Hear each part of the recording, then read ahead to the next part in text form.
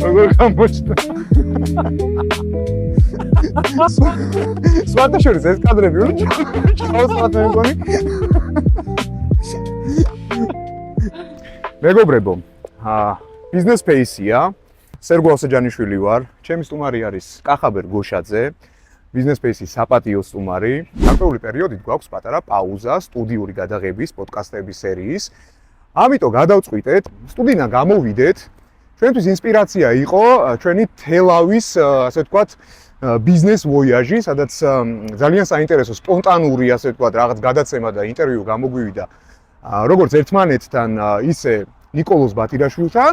ამიტომ მე ძალიან ბევრი ვისაუბრეთ ამ თემაზე და გადავწყვიტეთ, რომ მოდი აი ესეთი საუბრები, რომელიც არ ეხება კონკრეტულად ბიზნესს, არ ეხება კონკრეტულად სამართალს, იურიდიულ საკითხებს და ასე შემდეგ. უბრალოდ რომელიც ეხება აბსოლუტურად ნებისმიერ მოქალაქეს, საქართველოს მოქალაქეს და ამ შემთხვევაში ჩვენ კონკრეტულად თბილისზეც ვისაუბრებთ. მოკლედ აი ეს мотиваცია გვაქვს. ჩვენ ტყუილად არ ავირჩიეთ ეს ადგილი, ეხლა ვიმყოფებით დედაენის პარკში და ორივე მეც და კახაც, ორივე დაბადებული და გაზრდილები ვართ თბილისში.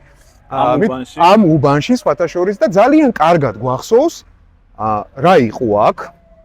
ალბათ ეხლა არ დავიწყებ ამ ნოსტალგიებში, არ გადავალ და ჩვენი ასაკის ადამიანებს ალბათ კარგად ახსოვთ და ამის შეხსენება თუ გნებავთ შეხსენება, შეგიძლიათ სურათები დაათვალიეროთ თუნდაც ინტერნეტში. ჩვენც შევეცდებით რომ მოვიძიოთ ეს სურათები და განახოთ სხვაობა. მარტივად ვთქვათ, რატო ავირჩიეთ რა? ეს არის აბსოლუტურად განახლებული სარეკრეაციო ზონა, ხო? პარკი, რომელშიც დღეს მოდიან, ეხლა ჩვენ აქ ხედავთ, არიან ოჯახები, პატარა ბავშვებით, ვიღაცა ვარჯიშობს, ვიღაცა სკეიტით სწავლობს, ასე ვთქვათ, კატაობას, ვიღაცა ერთობა და ამ მზიან აგვისტოს დღეებში, ეხლა ხედავთ, რომ ბავშვებიც ერთობიან წყლით. ხო და იმის თქმა მინდა, რომ თუ აი ესეთი ინფრასტრუქტურა, რომელიც შეიქმნა თბილისში, დედაქალაქში, გარკვეულწილად იმოქმედა იმაზე, რომ ჩვენი ქცევა შეცვალა, ჩვენ მაგალითად აი ესეთი საპიკნიკე სივრცეებს ხედავდით ხოლმე მარტო რაღაც იმის ჰოლივუდის ფილმებში, ხო? მაგრამ დღეს აქ ხედავთ, რომ არა მარტო ქართველები და საქართველოს მოქალაქეები, ხო? არამედ ბევრ უცხოელს ხედავთ, ხო? რომელსაც ძალიან მოწონს აქ. ამიტომ ჩვენ დღეს ეხლა ის პატარა შედარება მინდა გავაკეთო, ჩვენ ფაქტიურად შეგვეცვალა ცხოვრების სტილიც, ხო, პარკში ქცევაც და ასე შემდეგ. ხედავთ, რომ აქ აი ძალიან ბევრი სათვალთვალო კამერაა. ესეც კიდევ ერთი, ასე ვთქვათ, უსაფრთხოების ზომა, რომელიც არის მიღებული ამ პარკში და ამ ზონაში და ფაქტიურად შეგვიძლია თამამაც, ასე ვთქვათ, ბავშვი გაუშვათ ამ სივრცეში და ვიყოთ მშვიდად. ესე იგი ჩვენ აი ეს ჩელენჯი და აი ეს გამოწვევა მივიღეთ ძალიან თამამად და მოგწონს მოკლედ რა ეს სიახლეები და ეხლა მე მინდა რომ შევადარო ალტერნატიული ტრანსპორტი მინდა რომ თქვენთან ერთად განვიხილო და კახასთან ერთად, იმიტომ რომ კახა სხვათა შორის მოძრაობს ამ ტრანსპორტით სტაჟიანი რაიდერია და დღეს თეორიული ასე ვთქვათ საუბარი არ გვექნება, გვექნება პრაქტიკული საუბარი და რატო? ჩვენ ახლა კარგად ვიცით, რომ მიმდინარეობს სარეაბილიტაციო, ასე ვთქვათ, სამუშაოები ჩვენ თავარ რუსთაველის გამზირზე და რამდენადაც მაქვს კახა ინფორმაცია იგეგმება აღმაშენებლის გამზირზეც, ხო? გარკვეული სარეაბილიტაციო სამუშაოები. კი. რაც კიდევ დამატებით გამოიწვევს პარალიზება სხვადასხვა ქუჩების, ხო? და ალბათ იმიტომაც გადავწყვიტეთ, რომ აქტუალური თემაა, მეც დავფიქრდი, როგორ უნდა ვიმოძრაო სექტემბრიდან, როდესაც ყველა ადამიანი დაბრუნდება თბილისში და გაჩნდება ისევ და ისევ ეს მონატრებული საცობები, ხო? ეხლა სხვათა შორის მეც ვიმგზავრე ძალიან ჩვეულებრივად და მე მგონი მოგისწარი კიდევაც. დღეს კი. დღეს პატიო. კი ბატონო. კახა, მთავარი საკითხი ალბათ რაც მინდა რომ შენთან ერთად განვიხილო, ეს არის თბილისში ალტერნატიული ტრანსპორტის ამბავი, ხო? ეხლა ჩვენ ხედავთ, რომ გამოჩნდა არაერთი კომპანია, რომელიც აქირავებს თუნდაც ელექტროსკუტერებს, ელექტრომოპედებს და ასე შემდეგ. ადამიანებმაც შეიძინეს შენსავით, ხო? ან თავისი, ასე ვთქვათ, კუთვნილი ელექტროსკუტერი ყავს, რომელთაც მოძრაობდა ფაქტიურად ყოველდღიური გადაადგილების საშუალებაა შენთვის. და ამიტომ მინდა პრაქტიკული კითხვა დავსვა რა. რამდენად შეგვიძლია ჩვენ აი ეს ტრანსპორტი ჩავთვალოთ ალტერნატიულ ტრანსპორტად, ხო? ანუ ამ შემთხვევაში მე საუბარი მაქვს ავტომობილზე. კი ბატონო. შემიძლია თუ არა, აი ესე უსაფრთხოდ, როგორც შემიძლია ავტომობილით გადაადგილება, შემიძლია თუ არა ამ ტრანსპორტით გადაადგილება. აი ამ თემის განხილვა მინდა შენთან. რამდენად მზად ხარ? ძალიან კარგი თემა. მზად ვარ სიამოვნებით თან. მაშინ მე გთავაზობ ის რაღაცას რა, ეხლა აი აქ რომ ვთქვით ის რომ ძალიან საინტერესო ინფრასტრუქტურაა, აქ არსებობს კიდე ბევრი ყავის ობიექტი, ხო? მე გთავაზობ რომ წავიდეთ ეხლა ყავა შევიძინოთ და გავაგზავნოთ ჩვენი საინტერესო საუბარი. წავედით? ალბათ მე ფეხით და შენ ამ შემთხვევაში ალტერნატიული ტრანსპორტით. დაგიწევ ანგარის მეც ფეხით გამოყვები. კაი, წავედით მაშინ. წავედით.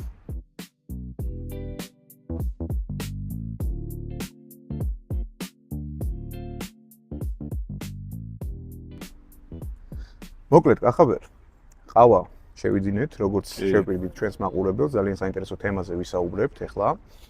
ალბათ კიდევ ერთხელ გამმეორდები, სარეაბილიტაციო სამუშაოები რუსთაველზე.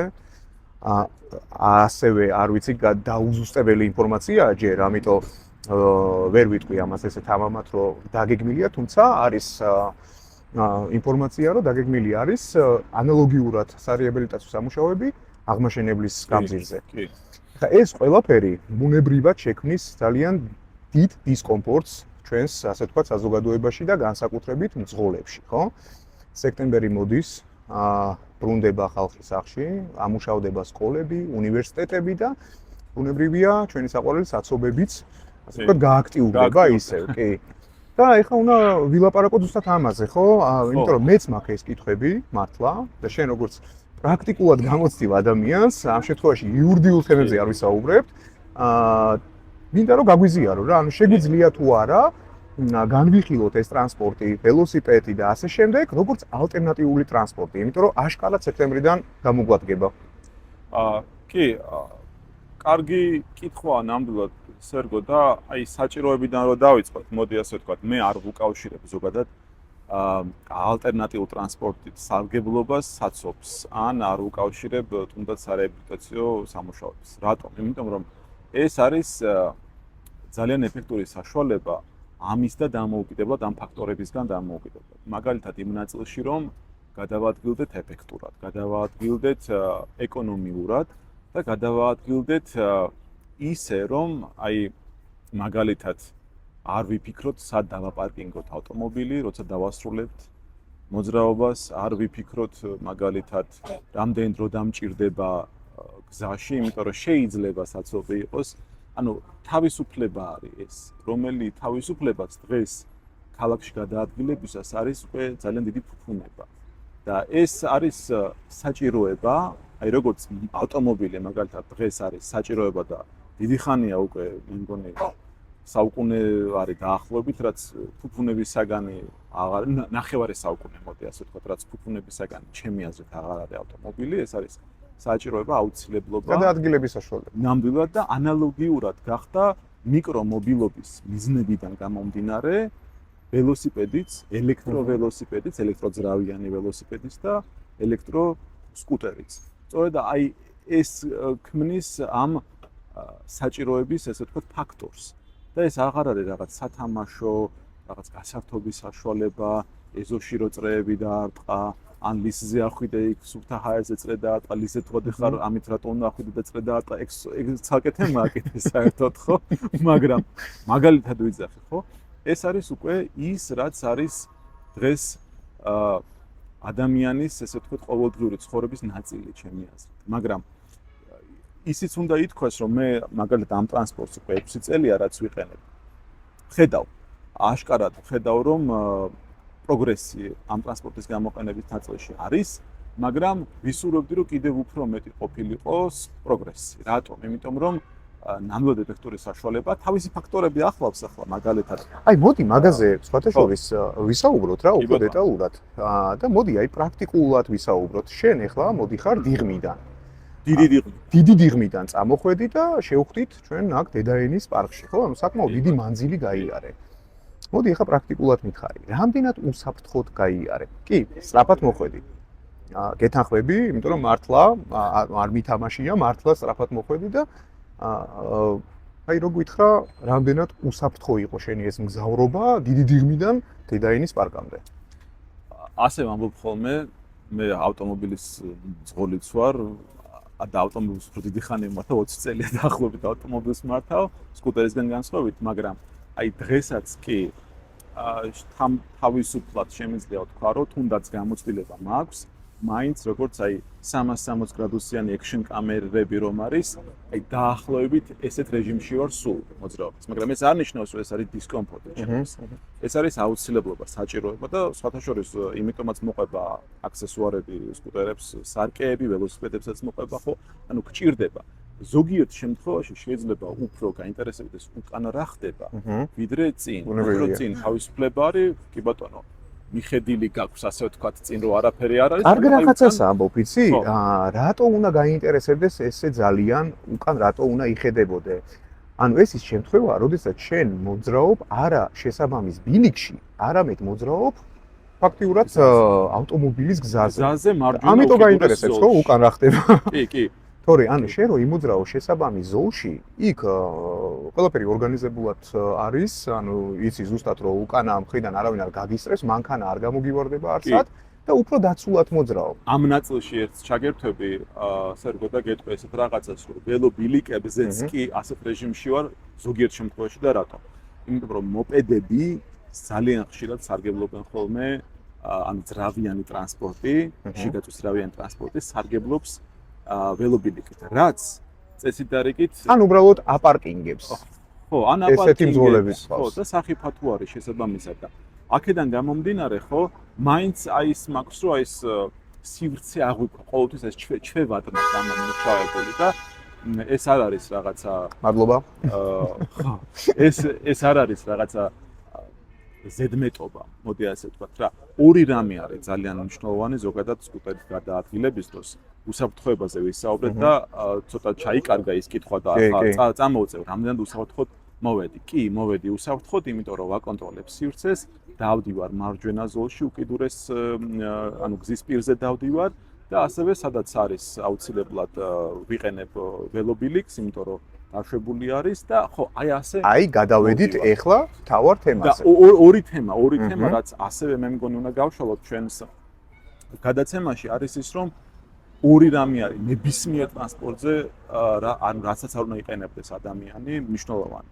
ეს არის პასუხისგებლობა გარშემომყოფების და საკუთარი თავის წინაშე და მეორე ეს არის უსაფრთხოება და საკუთარი ეკიპირება უსაფრთხოების. იმიტომ რომ ერთი წამის ამბავია ყველაფერი. გინდ მანქანაზე ავიღოთ, გინდ სკუტერზე ავიღოთ, გინდ ველოსიპედზე ავიღოთ, არ აქვს მნიშვნელობა, ხო?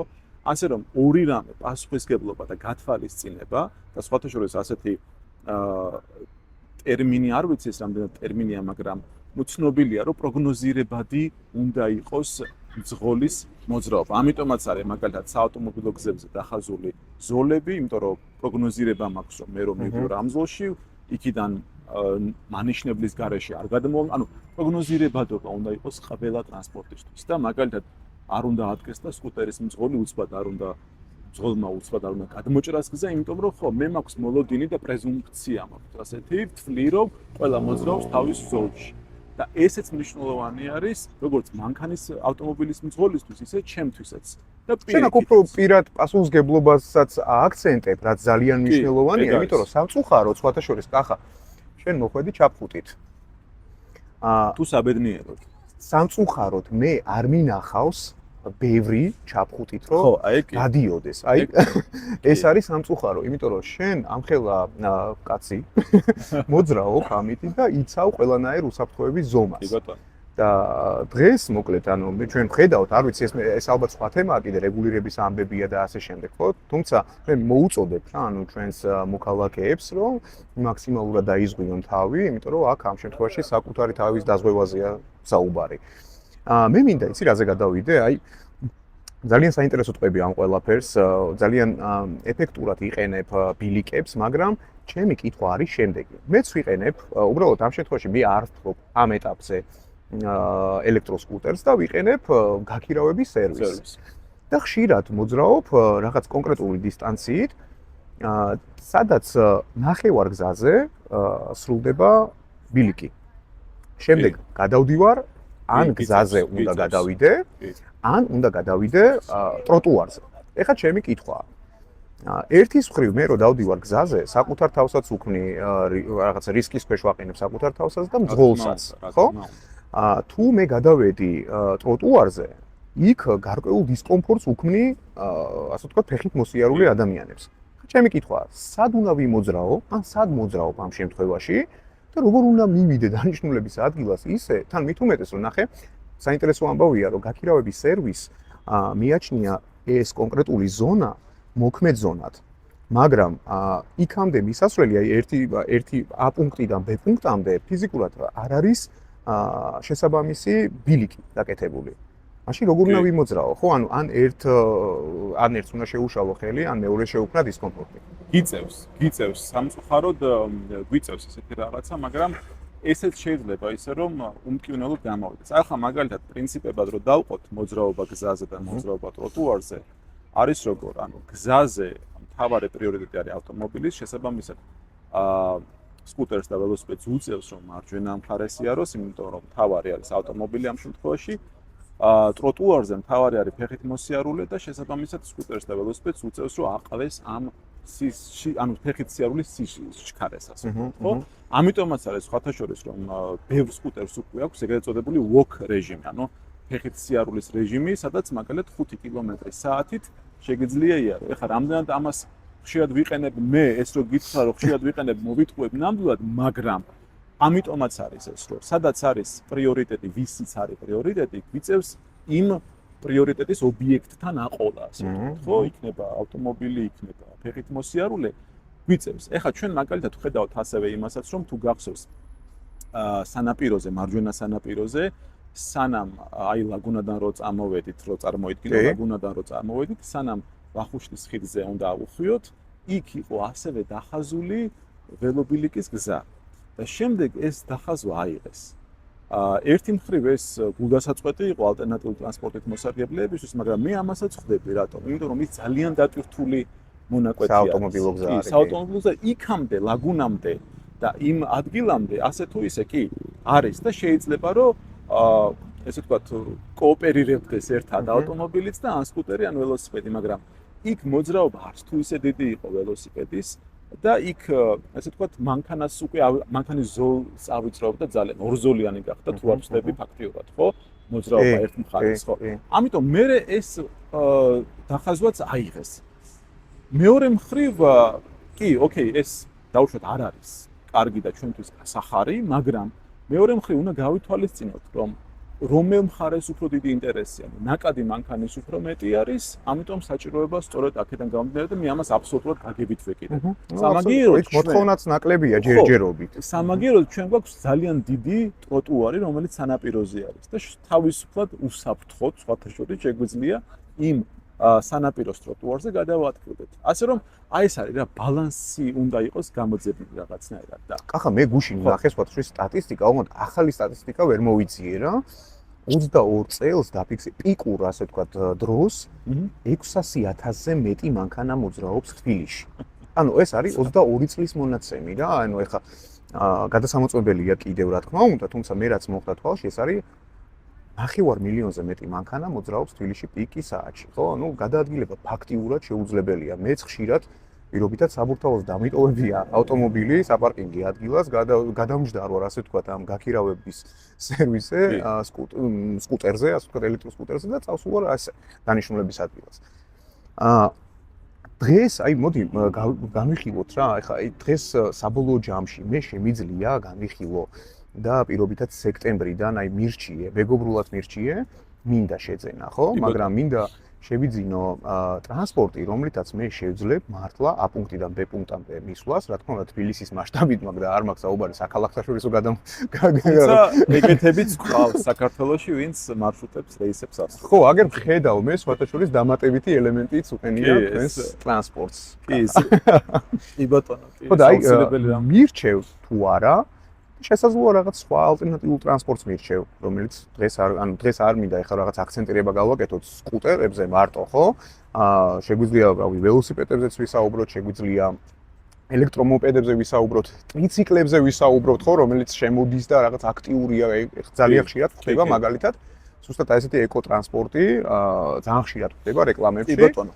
რომელიც უკვე ხელმისაწვდომია და უკვე ჩამოდის რა საქართველოში, უკვე ადამიანებს მოთხოვნა გაუჩნდათ რა, ანუ ადრე მოდი ესე ვთქვათ რა, ადრე თუ მეც მქონდა, ანუ იმის მოთხოვნილება, რომ მე მყავდეს დიდძრავიანი ავტომობილი, აი უზარმაზარ საწვავს რომ მოითხოვს, ხო და რაოდენობას, ხო, რა თქმა უნდა, მეც მქონდა ეს, მაგრამ დღეს აბსოლუტურად შეიცვალა ჩემი, ასე ვთქვათ, მიდგომა შეიცვალა და ჩემი პოზიცია შეიცვალა ამის მიმართ. მე დღეს ელექტრომობილის მფლობელი ვარ, მესამე წელია.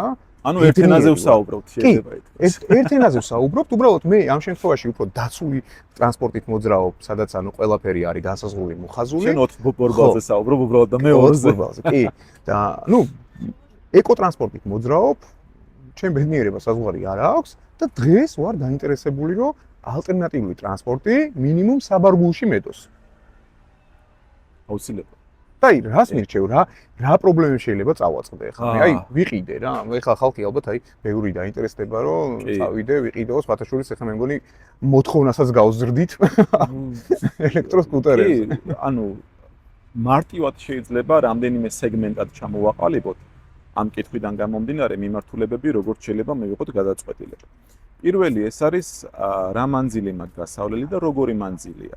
თუ მოკლე მანძილია, თუ რელიეფი არ არის აღმართი და ცვალებადი და ასე შემდეგ, ველოსიპედი კარგი საშუალებაა, იმიტომ რომ მაგალითად აი 2 კილომეტრიანი გადაადგილებისთვის შეიძლება მე სკუტერი არც გამოვიყენო, იმიტომ რომ თან ვარჯიშია, თან 2 კილომეტრს მალე დავფარავ ველოსიპედით და საშუალოდ 20 კილომეტრი/საათით რო ვიარო ველოსიპედით, თავით ძალიან მალეც მივა. თუმცა მე მგონი აი ჩვენი საქმიდან და ჩვენი პროფილიდან და ყოველდღიურობიდან გამომდინარე ცოტა რთული ამბავია. ახლა ეგავიღოთ, კი, თუ მე მაქვს მაგალითად რელიეფი ცვალებადი, სადაც არ მინდა რომ დავიღალო, არ მინდა რომ დისკომფორტი შემექმნას აქედან გამომდინარე, რაც ახლავს ამ ყველაფერს, ხო? და მანძილი თუ გრძელია გასავლელი, როგორც ჩემ შემთხვევაში არის ხოლმე გასავლელი, ხო? ამ შემთხვევაში მე უფრო აი ელექტროტრანსპორტის ამ სახეობას დავუწევდი რეკომენდაციას. და არასოდეს არ მიყვარს საუბარი, აი ან მანქანა, ან ველოსიპედი, ან სკუტერი. სამივეს კომბინაცია არის ყველაზე იდეალური გამოსავალი, იმიტომ რომ სამივეს აქვს თავისი მიმართულება, რაშიც უნდა გამოვიყენო. და სხვათა შორის აი ერთი ფაქტორი არის, აი რა სირთულეებს შეიძლება წავაწყდე, ხო? თავდაპირველად ეს არის მიჩვევა. როგორც ავტომობილზე ჩდება ადამიანი და ეს შიშის გზნობა აქვს, რომ ეხა რომ მოუხვიო ის მხედავს, რომ მე ვუხვევ და რაღაც ესეთი თავში რო და ამით კიდე გამძაბრებულია ეს შიში. ბატონო, ანალოგიური არის აქაც. მე რო პირველად შევიძინე და დავდექი ამ ტრანსპორტზე, მეც იგივე მქონდა, რომ აი ახლა მაგალითად მანევრი ვისწავლო, გავიცნო ჩემი ტრანსპორტი ჯერ მე და შემდეგ უკვე გამიცნო სხვებმაც. ხო, ანუ ამ შემთხვევაში ავტომობილით მოსარგებლეებზე ვიძახი და ეს ნელ-ნელა რომ იხვეწება, მე უკვე გადადის ეს ყველაფერი ჩვევაში, როგორც ავტომობილზეა ჩვევაში გადასული მოძრაობა და ანალოგიურად კი უსაფრთხოება, მოდი ასე ვთქვათ, რომ უსაფრთხო არის თუ არა, რა თქმა უნდა, ვისურვებთ, რომ მეტად უსაფრთხო ყოფილიყო, მაგრამ ეს მარტო იმიტომ კი არ არის, რომ მაგალითად მთელი ქალაქი დაქცელილი არ არის ველობილიკით, არა, ეს პირველ რიგში არის მძღოლების პასუხისმგებლობა. აი ჩემპიონატ მაგალითად. ეს რაღაცას ამბობ ძალიან, კი. აი ზუსტად ჩემპიონატ მაგალითს გეტყვი, რაც არ უნდა ჩემი გზა იყოს. რაც არ უნდა განიერ ველობილიკზე მივდიოდე, მაინც ყოველთვის როცა ჩემი ველობილიკი კვეთს მანქანის შემოსახვევ, ასე ვთქვათ, ადგილს და იმისთვისაც მწვანე არის და ჩემთვისაც თითქოს დასაშვები არის, ასე ვთქვათ, ხო? ანუ არაფერი ხელს არ მიშლის, მეც მაქვს უფლება რო გადავიდე, მაინც ვამოწმებ ხოლმე, ან მაშუქი ხო არა აქვს ჩართული უხევს და მძღოლს უყურებ ხოლმე მისივე სარკეში, რომ თუ აქეთ იყურება ან რაღაცა საჭეზე მანევს, ანუ ესეთ თვისებებს მე იმუშავებ. ესე იგი, მოდი ესე ვთქვათ რა, ანუ ჩვენთან კი გარკვეულწილად ეხა ეს გამოწვევაა და ამას ვერ დააბრალებ, რომ ეს პრობლემა, არა, პრობლემა არ გვაქვს. ჩვენ გვაქვს, ჩვენ ქვეყანას და ჩვენ ქალაქს ცნობიერების. თან გამოწვევაა, ანუ ეს არასდროს არ ყოფილა, ხო, ეხა ამხელა ინფრასტრუქტურული, ასე ვთქვათ, ცვლილებები უნდა შეიტანო ქალაქში, ხო? და ბუნებრივია ჩვენ ხედავთ რა ამ ცვლილებებს, ეხა შეიძლება რაღაც ზონალურად არის ეს ცვლილებები ჯერჯერობით დაკეთებული, მაგრამ შენი თქმის არ იყოს, კი, გეთანხმები აბსოლუტურად, რომ აქ არის თვითონ მძღოლის ცნობიერებაზე და მძღოლის პასუხისგებლობაზე. შევაჯამოთ ეს საუბარი და კარგი ამინდია და მინდა ცოტა ფეხითაც გავიაროთ სიამოვნებით. შენის ნებართით სერგო. აი ესეც შემიძლია შევაჯამო, რომ სულ რომ ქალაქში ველობილიკი არ იყოს დახაზული, შეიძლება გადაადგილება უსაფრთხოდ, თუ ავტომობილის მძღოლებიც იქნებიან პასუხისგებლიანები და სკუტერის მძღოლებიც მათ შორის, იმიტომ რომ სკუტერს აქვს ცნუნება ახლავს რა, რომ ელექტროძრავიანი ხარ, ვიწრო ხარ, შეგიძლია გახვიდე მასივად. ხო, მანევრი გააკეთო და აი ესეთი რაღაცა არასერიოზული ნაბიჯებისგან თუ შევიკავებთ თავს ზოგადად, ხო? მაგ შემთხვევაში აი აბსოლუტურად უსაფრთხო შეიძლება, მაგრამ ეს ალბათ რაღაცა უფრო უტოპიური რეალურ სამყაროს გავს. მაგრამ არა, თვადა რეალურად გამოსვლადია რა, მოდი ასე. აი მე ვფიქრობ, რომ აი ჩვენი აი ესეთი საუბრებით და სხვათაშორის ჩვენ ამ საუბრებს გავაგრძელებთ რა აუცილებლად და ეხლა გავაგრძელებთ სხვათაშორის სხვა ლოკაციაზე გადავალთ, გავისინებ, ფანტასტიკური ამინდია. მოდი, აღარ გავაგრძელოთ ეხლა და გავაგრძელოთ საუბარი უკვე სხვა ლოკაციიდან. გავაგრძელოთ. წავედით. სერგო, სად გავჩერდი? საინტერესო თემაზე ვსაუბრობდით, პასუხისგებლობაზე. უზღოლების პასუხისგებლობაზე, უსაფრთხოებაზე და ასე შემდეგ და შეგვიძლია გავაგრძელოთ ახალი ლოკაციიდან, ფანტასტიკური, სიგრილედან. ნამდვილად მან ბევრი თემა არის, მათ შორის აი არასრულ წონებთან მიმართებით და საერთოდ ეს მოძრაობა ორი ადამიანი ერთ სკუტერზე, არასრულ წონები, ძალიან პატარა ბავშვებიც კი, მათი პასუხისგებლობა. რა ვიცი, საიდან დავიწყო და მოდი, ალბათ ყველაზე საინტერესო, თან ახლა მით უმეტეს ჩვენ ერთ-ერთი ესეთი კომპანიის წარმომადგენელი შეხვდა, კადრს მიღმა ვისაუბრეთ. ნუ ყველაფერზე არ ვისაუბრეთ, რაზეც ვისაუბრეთ მაგ ადამიანთან. თუმცა, ალბათ აქ საინტერესო არის ზუსტად ამ კომპანიების პასუხისგებლობაც. და ამ შემთხვევაში უკვე კი შევპირდით ჩვენს მაყურებელს, რომ მაინც და მაინც იურიდიულ ხარეს არ შევეხებთ, მაგრამ არ შემიძლია შენი ექსპერტიზა ამ შემთხვევაში არ გამოვიყენო და პროფესიაც არ მიშებს, რომ არ ვთქვა ხოლმე მაგ ნაწილში. თუმცა შენ ამ შემთხვევაში ეხლა როგორც მე გამანათლებ, ისე ჩვენს მაყურებელს, ამიტომ სასარგებლო ინფორმაციაა ეს ყველაფერი. აი მოდი რამდენიმე მიმართულებით მინდა მან გავშალო. თან ორივე მშობელი ვართ რა, ორივე არასრულოვანის მშობელი ვართ. კი, ეგეც არის და საკითხი არის ძალიან მნიშვნელოვანი არა მარტო ბავშვის პერსპექტივიდან და საყურადღებო, არამედ რადგან ბავშვზე გვაქვს საუბარი, არის მშობლის პერსპექტივიდან. მესმის, რომ არასრულწლოვანისთვის არის გართობის კარგი საშუალება, ნამდვილად, არასრულწლოვანი კი არა, მეც ხანდახან ძალიან ანტისტრესივით არის ხანდახან ჩემ შემთხვევაში და სიამოვნებს გადაარგვება და ვერთობიც შეიძლება ასე ვთქვას, ვერთობი კიდეც. მაგრამ თემა არის რა, რომ ჩვენ როცა ვსაუბრობთ მაგალითად არასრულწლოვნებზე, აუცილებელი არის სწორად ინფორმაციის მიწოდება. სხვათა შორის არ იქნება ურიგო თუ მაგალითად აი სკოლებში იქნება რაიმე awareness ცნობიერების ამაღლების კამპანია ამ მიმართულებით წარმოებული, მაგრამ სულ რომ რეგულაციას თავი გავანებოთ, სულ რომ ასე ვთქვათ კანონს და ამ კუთხით რაღაცა სავალდებულო მოთხოვნას ან რაღაც საკრძალვას გავანებოთ თავი, ხო? ძალიან მნიშვნელოვანია პირველ რიგში საკუთარი ესე ვთქვათ ცნობიერების ამაღლება მშობლის კუთხით და ეს რომ ყველაფერი ბავშვამდე მიიტანოს სწორად. იმიტომ რომ ჩემთვის მაგალითად აი ძალიან სარისკო მგონია მაგალითად ორი ადამიანი როცა არის სკუტერზე. როცა ეს ორი ადამიანის დასრულია, ესეც არის, მაგრამ აი ბავშვს როცა ვხედავ, რომ ორი ბავშვი ერთად მიდიან, ხო, აი ძალიან მინდება ხოლმე რომ გავაჩერო, ჩამოვსვა ორივე, დავარიგო ჭკუა, მაგრამ ნუ თავსამისხლებას რა თქმა უნდა არ ვაძლევ. თუმცა ძალიან ვღელავ ხოლმე ამ დროს, იმიტომ რომ ეს არის მართლა ძალიან ხიფათის, ასე ვთქვათ, მაღალი მომეტებული ფაქტორი ამ დროს. მან მნიშვნელოვანია ერთი საკითხი, sharing კომპანია ახსენე, რა ხდება მაშინ, როცა ბავშვი ქირაობს ამ სკუტერს. როგორ ქირაობს? მაგალითად ეხლა იმ აპლიკაციაში მეც რო შევდივარ, წერია, ან პირველივეს მიგდებს იმას, რომ 16 წლიდან არის დასაშვები. ნუ ალბათ ეს მშობლის აკაუნტით არის, სავარაუდოდ სრულწლოვანი პირი, შეიძლება მშობელი არ იყოს, მაგრამ აქ მთავარი არის რა გარემოება, პასუხისგებლობის საკითხი, ხო? მაგალითად ბავშვმა დააზიანა სიარულის დროს რაღაც, ხო? შეიძლება ვთქვათ ისეც, რომ პასუხისგებელი არის ბავშვი? არა. არ არის მან ბავშვი პასუხისგებელი, იმიტომ რომ ამ შემთხვევაში ჩვენ საუბარი გვაქვს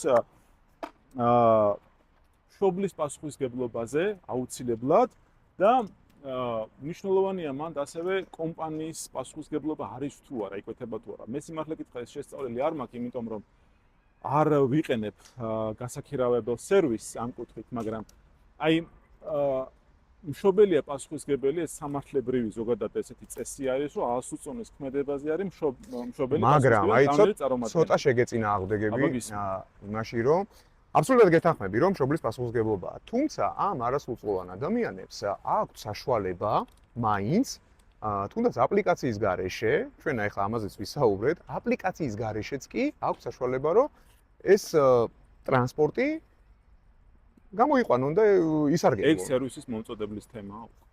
ხო, ანუ მე ვფიქრობ, რომ აქ ამ შემთხვევაში თვითონ კომპანიამ უნდა დააზღვიოს ეს ფაქტორი და უნდა შეზღუდოს ეს ფაქტორი მაქსიმალურად. ვერიფიკაციის მექანიზმი მათ შორის. რა თქმა უნდა, თუმცა ანუ ეხლა მე ცოტა შოკში ვიყავი ხა ამ ადამიანის მოყოლილისგან და იმ ვანდალიზმისგან, ხო, რაც თურმე ხდება. თუმცა ანუ ეს ყველაფერი, ანუ მივიდივართ იქამდე, რომ ვერ იქნება მარტო ერთი მხარე რა, ანუ რეგულატორი არ არის მარტო ერთი მხარე, რომელიც ასე ვთქვათ, შეძლებს რომ ეს ყველაფერი დაარეგულიროს რა. ანუ მეორე მხარე არის კომპანია, რომელიც მასიურად, ასე ვთქვათ, ცდილობს ამ ტრანსპორტის პოპულარიზაციას, ხო? და რეალურად ხედავთ ამ ტრენდს, ტყუილად ხო არ გავაკეთეთ ჩვენს დღევანდელი ეს ჩვენი რაღაც საუბარი ისევ სპონტანურად, ხო? იმიტომ გავაკეთეთ, რომ ანუ სერიოზულად ვფიქრობთ ეს დღეები, თუნდაც ვჯელობთ, ხო? ანუ სექტემბრიდან როგორ ვიმოძრაოთ ახლა. შენ ამ შემთხვევაში ნაკლები საფიქრალი გაქვს, მაგრამ მე ნამდვილად მაქვს საფიქრალი, ხო? თუნდაც ანუ მე ხშირად მიწევს, თუნდაც ანუ იმ მონაკვეთში, ასე ვთქვათ, მოხვედრა ფაქტიურად ყოველდღიურად, სადაც საარეაბილიტაციო სამუშაოები ტარდება. ამიტომ ჩემთვის განსაკუთრებით საინტერესო გახდა მსგავსი ტრანსპორტის გამოყენება და დღევანდელი ჩვენი საუბარი არის ზუსტად ის, რომ მარტო მე კი არ მაინტერესებს, ძალიან ბევრი ადამიანს აინტერესებს, ძალიან ბევრი კითხვა აქვს. თუნდაც რეგულაციების კუთხით, თუნდაც ანუ ყველა მიმართულებით, ხო? ანუ რამდენად მეც ხო გისვავ ამ კითხვას, ხო? ანუ რამდენად მზად არის, ხო, ეს ამ ტრანსპორტით რომ ვიმოძრაოთ, თბილისი რამდენად მზად არის, ხო? რომ მასიურად ადამიანები გადაჯდნენ ამ ალტერნატიულ ტრანსპორტზე, ხო? და ამ შემთხვევაში ცოტა მანქანების, ასე ვთქვათ, ავტომობილების ნაკადს ალბათ ცოტა შევამცირებდით. ხო, ანუ აქ ამ შემთხვევაში ჩვენ ვერ გადმოსვავ ავტომობილიდან ძღოლს, მე ვერ გადმოსვავ, თუ მე მსგავსი კომფორტი არ მაქვს იმ მეორე ალტერნატიულ ტრანსპორტზე, ხო? და ვიცი, რომ უსაფრთხოდ მივალ. და უკან არ ვიყურები, რომ არ გავხდე რაღაც ავტობუსის მსხვერპლი პირობიდან თან კიდე.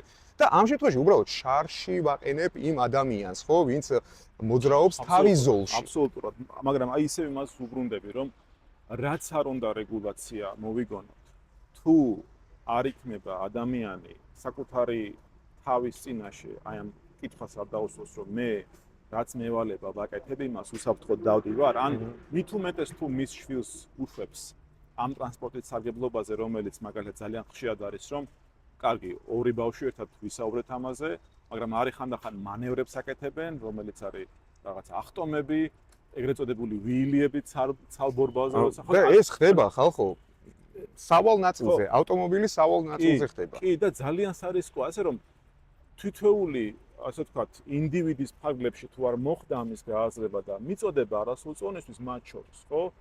აი ეს არის მე რაც ქმნის ამ უსაფრთხო გარემოს უფრო დიდწილად ჩემი აზრით, ვიდრე რეგულირება, თორე რეგულირებული მაგალითად, ხო? კანონმდებლობით რაღაცეები არის, ამ კუთხითაც არის. კი. მაგრამ აქ არის ცოცხალი კონტენტია ჩემო კახა. აი ახლა ზუსტად მაგაზე ვისაუბრეთ მეგობრებო და ორმა ბავშვმა გაიარა ერთად. რაღაცნაირად სპონტანურად დავაპაუზე საუბარი, იმიტომ რომ ორი ბავშვი დავინახე და აი რაზეც ვლაპარაკობ ზუსტად არ იყო დადგმული. ამდენად დადგმული არ იყო და აი ზუსტად ეგ არის. თუ მაყურებელს არ ჯერა ორნედა და ნამდვილად დადიან თურმე აი. იცი რა არის? ანუ აქ რო დადიან კიდე არა უშავს ალბათ, ხო, ისე პარკის ტერიტორიაზეა საუბარი. თუმცა გაიარა არა საკუთრებაში მყოფი ელექტროსკუტერით, არამედ ნაქირავების სკუტერით გაიარა ერთ-ერთი ბრენდის. ანუ ესე იგი, ნუ აქ შეიძლება ეხა სავსებით რომ მშობელმა იქირავა და ნუ ამ ტერიტორიაზე პირობითად მეც შეიძლება ჩემს შვილს უკირავა და ამ ტერიტორიაზე მივიცე საშუალება რომ იკატაოს, თუმცა ნუ გარეთ ბუნებრივია არა. ანუ უკვე გზაზე. ხო, ეგ არის რა, მაქსიმალურად ეხლა რა თქმა უნდა ბავშვს ვერ აუკრძალავთ, მაგრამ უნდა იყოს კონტროლირებული ეს ყველაფერი, ხო? უნდა იყოს რაღაც აი პასუხისმგებლობის ფაგლებში მოქცეული. ამიტომ აი რომ შეიძლება რაღაცნაირად ხანდახან ჩემ თავს უსვავ ხოლმე კითხვას, რომ მაქსიმალისტურად ხო არ უყურებ, შეიძლება უყურებ კიდეც, მაგრამ აი მე მგონი რომ რაღაცები მაინც აუცილებელი არის. იცი რა არის მე შეგახსენებ შენ ალბათ გახსოვს ახლა ხო მოპედებზე ანუ აბსოლუტური განუკითხაობა იყო არანაირი რეგისტრაციის საჭიროება არ იყო არც ნუ არაფერი არც საბუთი არაფერი არ იყო საჭირო ეს მე გეუბნები აი პანდემიამდე თუ გახსოვს ეს პერიოდი შემდეგ უკვე რაღაცა ცუდი სტატისტიკა დაგროვდა ხო ანუ ბევრი არასრულწლოვანი მართავდა ამ მოპედებს ხო ქალაქში სავალ ნაწილზე და დღეს უკვე ანუ ამ ასე თქვათ ალტერნატიული ტრანსპორტის ყოლა საჭიროებს გარკვეულ რეგისტრაციას, სანომრე ნიშნებს, გაფორმებას და ასე შემდეგ. ანუ იგივე ხო არ გველოდება ამ მიმართულებითაც. არ გამოურიცხავს სხვათა შორის, მე ზოგადად ნუ ველოსიპედს არ გულისხმობ ბუნებრივია. ხო, ველოსიპედზე არ არის აქ საუბარი. ძრავიან ტრანსპორტზე საუბარი და აი კარგი მაგალითი გამახსენდა, ყველაზე უფრო კაცრად ტექნიკურად რეგულირებული სახელმწიფო, სახელმწიფო რომელიც ტექნიკურად არეგულირებს ყველაზე უფრო კაცრად არის სინგაპური.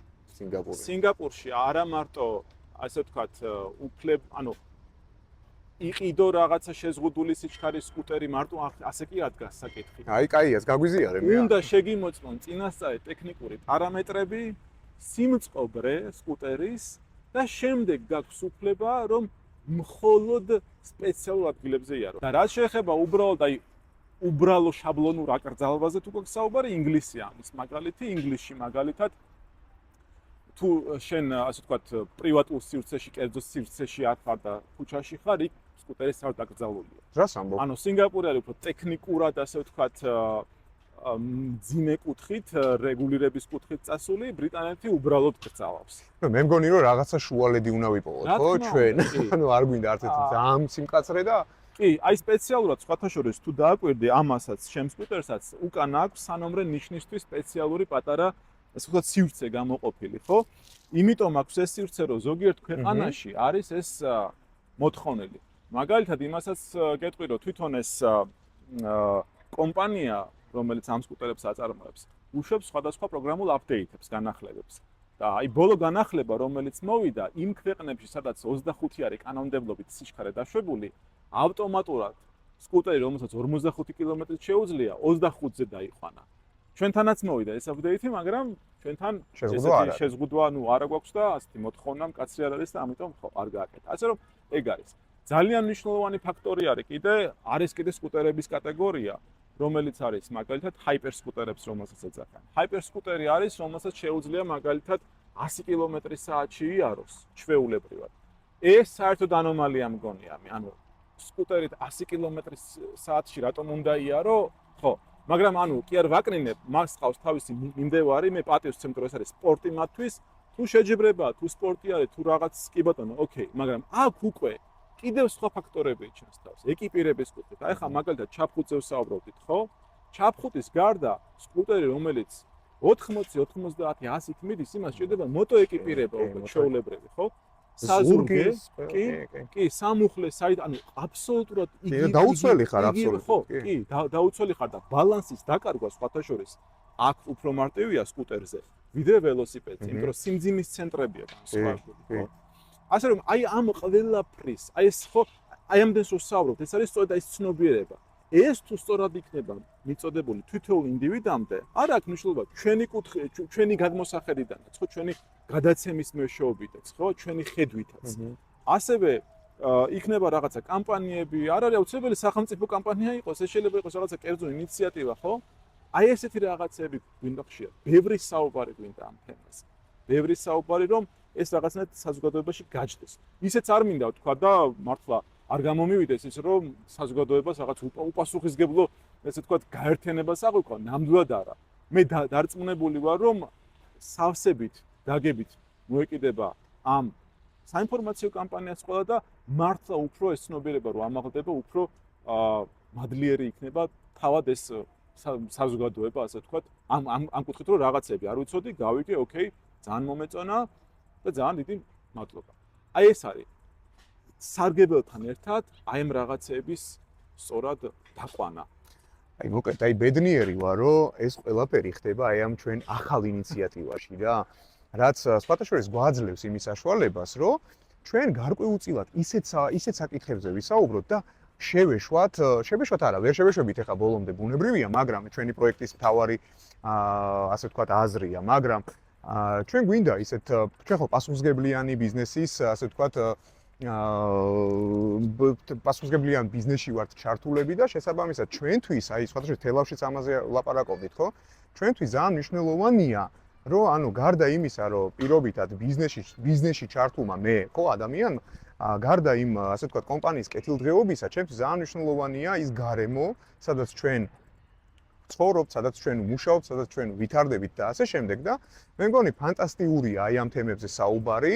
ფანტასტიკური სტუმარი არის კახა ამ შემთხვევაში არ წარმოადგენს კერძო სექტორს, თუმცა დღეს როგორც გითხარით, ანუ ჩემი მეგობარია და ჩვენია DPT Consulting-ის ასე ვთქვათ მოწვეული სტუმარი არის ხოლმე ძალიან ხშირად, ალტერნატიული ტრანსპორტის დიდი გულშემატკივარი ენთუზიასტი. და მაღალი კომპეტენციის მქონე ადამიანი რა, უბრალოდ ძალიან კარგი ადამიანი მოკლედ, ხო?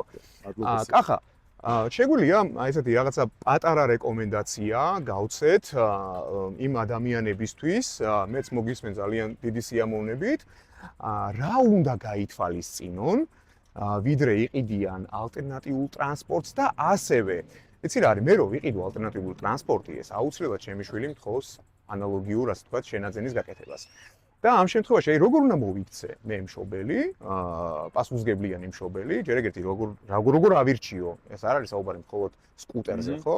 და ამ შემთხვევაში როგორ მოვიქცე მე რა, ანუ აი ბავშვის შემთხვევაში, რომელსაც მართლა უნდა, რომელიც მართავს სხვათა შორის ამას თავისუფლად. სრული აკრძალვა ნამდვილად არ იქნება ალბათ სწორი. აქ არის საუბარი მიჩვევაზე რაღაცეების, აქ არის საუბარი ნელ-ნელა პრაქტიკის გამომუშავებაზე, გამოცდილების გამომუშავებაზე. მე არ ვფიქრობ, რომ რაღაცა პატარა ბავშვისთვის ტაბუირებული უნდა იყოს ეს თემა. არავითარ შემთხვევაში, იმიტომ რომ მე როცა გაიზრდება და შენგან დამოუკიდებლად შეძლებს რომ იქირაოს სკუტერი, საერთოდ სიახლე იქნება მისთვის და გამოუცდელი რა თქმა უნდა და ეს სხვა რისკები არის კიდე. ასე რომ მე ვფიქრობ, აქ არის საუბარი ნელ-ნელა ნაბიჯ დოზირებულად, ასე ვთქვათ, ყველაფრის ახსნაზე, ყველაფრის გაცნობაზე და პირველ რიგში პასუხისმგებლობის, ხო? რეკომენდაციები ახსენე და ეხლა უკვე დასრულებისთვის მაქვს ერთი რეკომენდაცია განსაკუთრებით ავტომობილის მძღოლებისთვის. ავტომობილში შეგრძნება სკუტერი მაგალითად როგორ დისკომფორტშია, როცა ავტომობილი ძალიან ახლოს უსწრებს, ეს შეგრძნება საერთოდ დაკარგულია.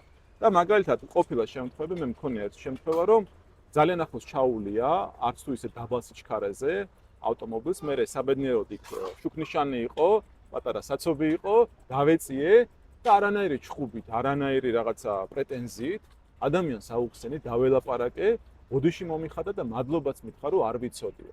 ასე რომ აქ იმაზე კი არა ეს საუბარი, რომ კაი რაღაცას ამბობ. ავტომობილის მძღოლს სკუტერი მაგალითად იზღება ან არ უყარს ადამიანი, რომ აქ არის საუბარი აღქმაზე, შეგრძნების დონეზე აქ საუბარი. აი ეს ყველაფერი, როცა ადამიანს იქნება სწორად მიწოდებული ახსნილი, მეგობრულად, ძალიან ადამიანურად, ხო, ანუ ზედმეტი რაღაცების გარეშე, მე ვფიქრობ, პირიქით, ყველანი იქნებიან მონდომებულები და საკუთარ თავს დაინახავენ, რომ აი ხა მე რო სკუტერზე ვიდგე და ვიღაცამ 9 მეტრში რომ ჩამისწროს, არ მომეწონება. მე ვისურვებდი, რომ შენისთანა ბევრი პასუხისმგებლიანი მძღოლი ყავდეს საქართველოს, როგორც ალტერნატიული ტრანსპორტი, ზე ავტომობილი, ვიცი რომ კანონმორჩილი და იცავ ყველა არ მოექცეს სხვას, როგორც კი, აი მთელი გადაცემა, პრინციპში მთელი ჩვენი საუბარი ეს არის, ხო, ანუ პასუხისმგებლობაზე ვსაუბრობთ. და ეკონომიაზე მინდა ასევე, სერგო, ეკონომიის საკითხზე.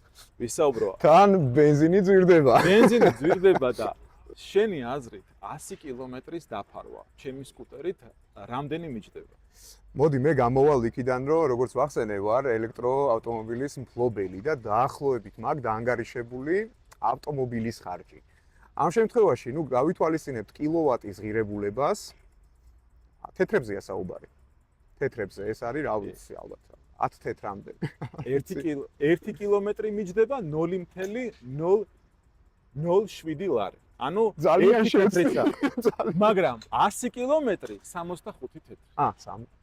ჩვენიერ 100 კილომეტრი. ასე რომ 65 ამ კუთხითაც საერთოდ 65 თეთრი გიჯდება 100 კილომეტრი. 100 კილომეტრი 65 თეთრი. საშუალო. ხო, მეგობრებო, ეხლა მე მგონი ძალიან მარტივია დაანგარიშება, რომ ეჯიბრებით ერთმანეთს და ჩემი ავტომობილი 15 ლიტრს წავსო და 25 ლიტრს წავსო. ვიცოდი გადავხედოთ დღევანდელ ფასებს. ეკონომიური რო იყო, კი ვიცოდი, მაგრამ სტატისტიკა რო დავამუშავე, საერთოდ წარმოდგენა შემეცვალა. და ერთი თემაც მინდა ასევე თუ დრო გვაქვს ამაზე რა თქმა უნდა, ჩვენ ხელშია, კი ბატონო. ამინდის თემა. ატომღაც ახმულია რომ სკუტერია, ველოსიპედი არის მაინც და მაინც ზაფხულის. მეც ეგრე მაქვს ახმული სვათაშორის. უფრო დავარქმევდი რომ მშრალი ამინდის უფრო არის ეს ტრანსპორტი, ვიდრე წვიმიანი ამინდის, მაგრამ სიცივე როცა არის, აი დამერწმუნე ნამდვილად შეიძლება შესაბამისით ანსაცმლით და აღჭურვილობით ისე გადაადგილდე რომ არც კი შეგაწუხოს ამ სეციას. ესე ყველაზე შორს არ წასულხარ ამით.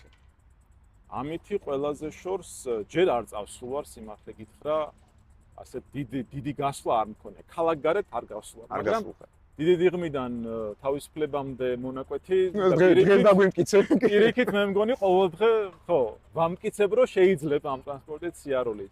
და იმედი მაქვს რომ აი ჩვენი გადაცემა სწორედ მაგას ემსახურება, რომ მაქსიმალურად ის სიკეთეები დაინახონ ჩვენმა მაყურებლებმა და მსმენელებმა, რაც მას აქვს და ასევე ამ სიკეთებთან ერთად აი ის ნიუანსები, რაც ეხება პასუხისმგებლობას და უსაფრთხოებას, ასე რომ პირიქით, რა ვიცი, თუ რაიმე რჩევა იქნება საჭირო, თუ იმე სურვილი იქნება, დიდი სიამოვნებით ნებისმიერ დროს სერგო, დიდი სიამოვნებით ვესაუბრები ამ თემებზე. მე დარწმუნებული ვარ, რომ აქ კომენტარებშიც ბევრს კითხავენ რა ჩვენ და შევეცდებით რომ აბსოლუტურად ყველა კომენტარს უპასუხოთ. ზოგადად ყველაფერს პასუხობ, ყველაფერს უყურებ. კომენტარები უკვე ნიშნავს რომ ინტერესი არის. კი.